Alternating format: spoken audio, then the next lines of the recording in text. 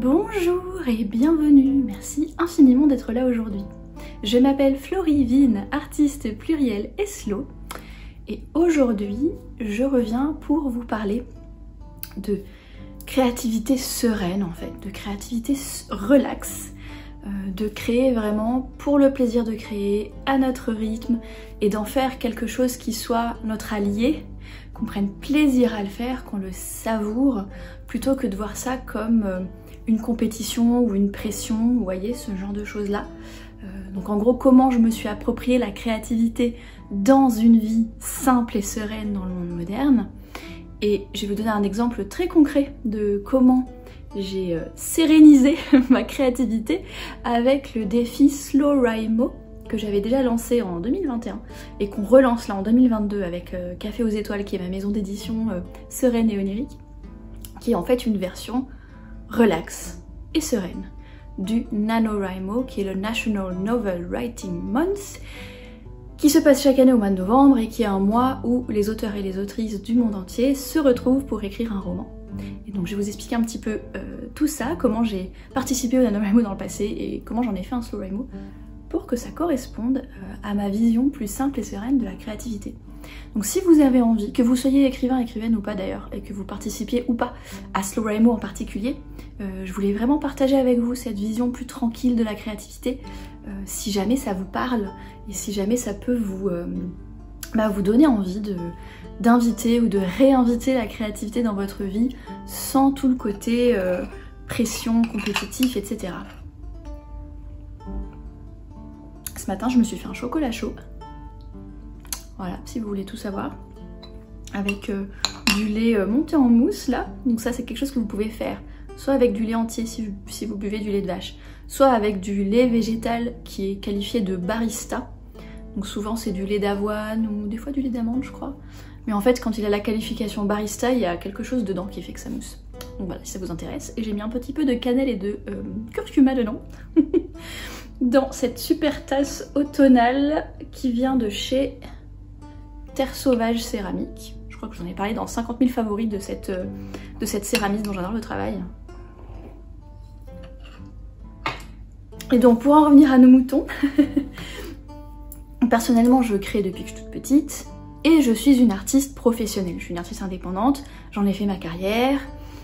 Je vends sur internet mes aquarelles, de la papeterie créative, j'ai mis en ligne par le passé des livres de fiction qui vont revenir en numérique et en papier avec la maison d'édition Café aux étoiles, et j'ai donc fondé une maison d'édition qui me permet de mettre tout ça à disposition du public dans un cadre simple et serein pour transmettre mes valeurs, etc. Donc c'est mon métier, indépendante. Et je me suis rendu compte à l'époque où j'ai réinvité la créativité dans ma vie, indépendamment, avant d'avoir choisi d'en faire un métier, hein, à l'époque où j'ai voulu renouer avec ce que j'adorais faire quand j'étais ado, donc à savoir dessiner et écrire, l'ambiance générale, en fait la vision générale, l'imaginaire intérieur que j'avais autour de ça, c'était plutôt quelque chose d'inquiétant autour de la pression. Je me disais mais j'aurais jamais le courage, j'aurais jamais les compétences en fait d'être une vraie écrivaine. Je n'ai pas les compétences d'illustrer comme des illustrateurs, illustratrices ou des artistes mondialement reconnus, etc. J'ai pas fait les beaux-arts, j'ai pas la technique pour. Un gros syndrome de l'imposteur et beaucoup de sentiments de pression, de performance et aussi de pression de, comment dire, de résultats et de compétition. Parce que la manière dont je suis revenue dans le monde de l'écriture notamment, c'était à travers les concours de nouvelles et les appels à texte de nouvelles. La première nouvelle que j'avais envoyée, c'était pour un appel à texte de nouvelles autour du jazz qui avait été lancé par la radio FIP, et c'est en écoutant ça à la radio que j'ai renoué avec l'écriture, ce qui est toute une histoire qu'on pourra raconter un autre jour. Mais du coup, je suis rentrée là-dedans et ensuite j'ai rejoint un forum d'écriture. Et pour avoir ma première publication, j'ai soumis pas mal de nouvelles pour ce qu'on appelle des appels à texte, donc des éditeurs et éditrices qui publient des anthologies de nouvelles, donc d'auteurs et d'autrices différents, autour d'un thème, et qui lancent un appel à texte, donc envoyez-nous vos textes autour de ce thème, etc. Et donc on est sélectionné ou on n'est pas sélectionné. Moi j'ai été sélectionnée sur 2-3 anthologies, mais j'ai aussi eu beaucoup de refus, et du coup c'est une ambiance qui est très compétitive. je vais envoyer ma nouvelle, je vais voir si l'éditeur et l'éditrice l'acceptent, j'ai peut-être des copains, copines, auteurs, autrices qui soumettent à la même maison d'édition, puis eux ils sont pliés pas moi.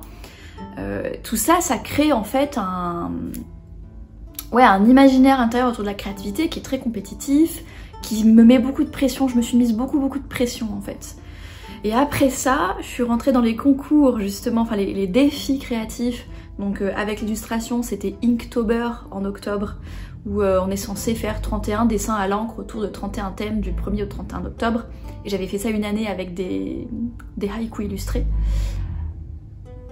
Et je participe donc au NaNoWriMo, National Novel Writing Month, depuis 2018. Et je crois d'ailleurs que j'avais créé cette chaîne...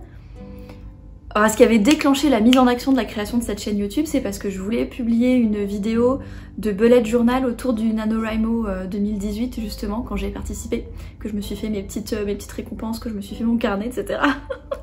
Donc je sais pas si vous regardez les archives des vidéos, c'est peut-être bien celle-ci, la toute première vidéo de la chaîne. Et j'ai participé au NaNoWriMo en 2018, 2019 et 2020, dans son contexte compétitif. La version courte, c'est que le NaNoWriMo, c'est un concours, un défi d'écriture, où on vous met au défi d'écrire 50 000 mots en un mois, au mois de novembre, donc entre le 1er et le 30 novembre, ce qui correspond à écrire 1700 mots, grosso modo, hein, je crois que c'est 1667 mots par jour, pendant 30 jours d'affilée au mois de novembre. Et l'idée derrière ça, moi je trouve ça vraiment cool, c'est que l'idée derrière ça, c'est de motiver les auteurs et les autrices à aller jusqu'au bout de l'écriture d'une histoire. 50 000 mots, c'est grosso modo la taille d'un petit roman, d'un roman moyen, voilà. Et ça permet de se dire, bah voilà, on se motive entre nous, on se donne nos chiffres tous les jours, il y a un site avec des graphiques, etc. On peut s'entraider, en fait, il y a pas mal de communautés internationales ou locales où on peut s'entraider, se dire, tiens, bah, aujourd'hui j'ai écrit tant, faire des sprints d'écriture ensemble, c'est-à-dire on va écrire ensemble pendant 20 minutes, et chacun après va dire combien de mots il ou elle a écrit, etc.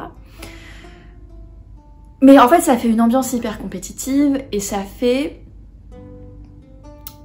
tous ces trucs là ajoutés, ça a fini par donner pour moi à la créativité une couleur de tâche, de travail, d'obligation, de devoir prendre des cours pour améliorer ma technique, de devoir me légitimer, de devoir répondre à des défis, d'être en compétition, de m'organiser.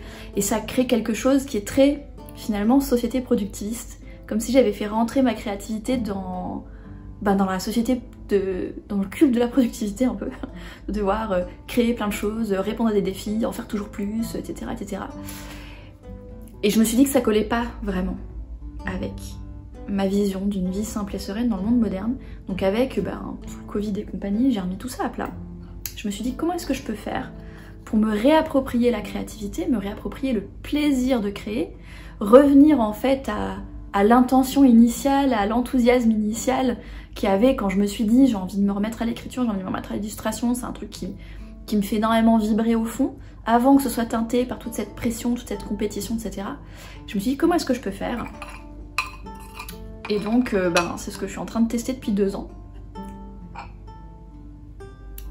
Et je me suis dit que j'avais envie de revenir donc au processus créatif, au plaisir de créer, me remettre un petit peu dans la peau des enfants quand ils créent des choses. Je sais pas si vous voyez quand vous étiez enfant ou si vous avez des enfants, les gamins, vous leur mettez une feuille vierge avec des feutres, ils se posent pas la question de est-ce que j'ai les compétences de faire les feutres, est-ce que j'ai fait les beaux-arts, est-ce qu'il y a un défi créatif avec 31 thèmes, est-ce qu'il y a un appel à texte auquel envoyer mon truc. Non, les enfants ils se posent pas ces questions-là.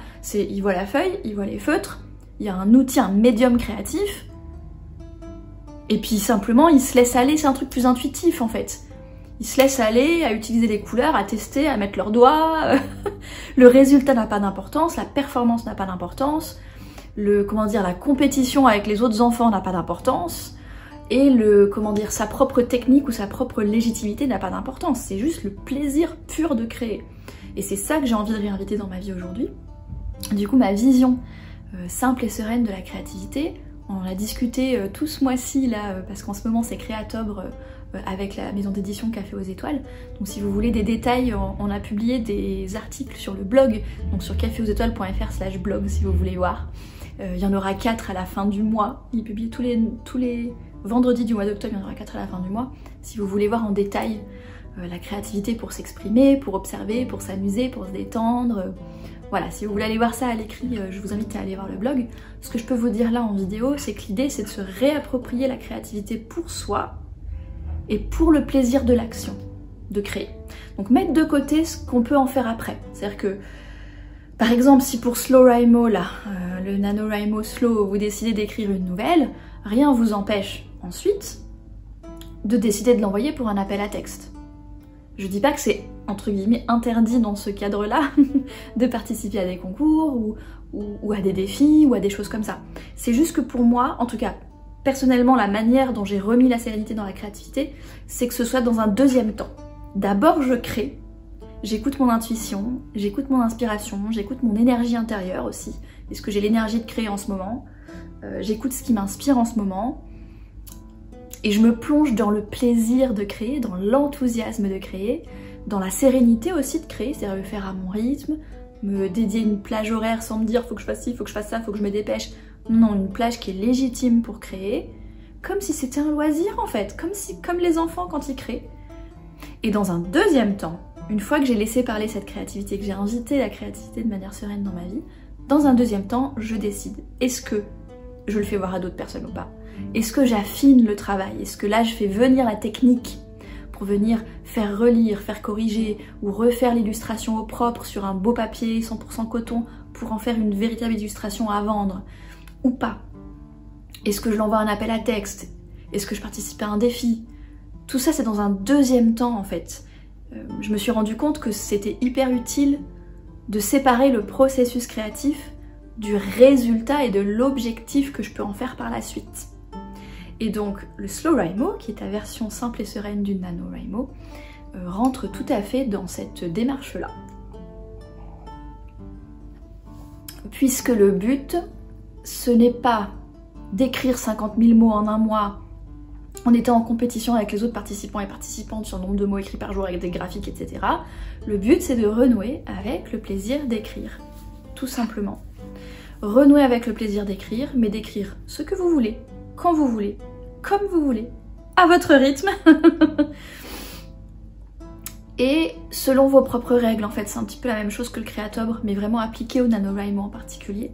Donc vous définissez soit le nombre de mots ou de signes, espaces comprises que vous voulez écrire, soit vous définissez une plage horaire. Plutôt que de dire je veux écrire tant de mots, vous pouvez vous dire j'ai envie d'écrire 4 jours par semaine, 1 heure par jour, parce que votre but c'est de devenir mettre en place une routine d'écriture par exemple.